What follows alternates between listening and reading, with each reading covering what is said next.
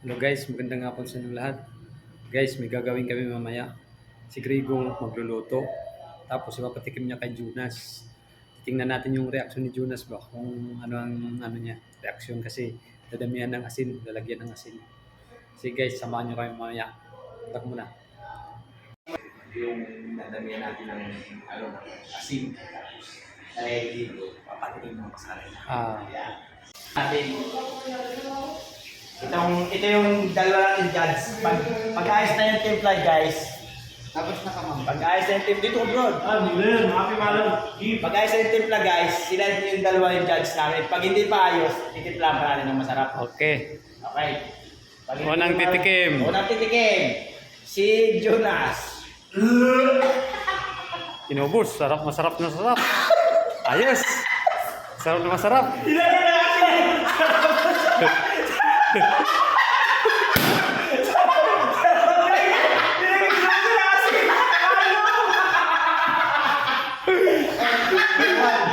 Good. Mas alat.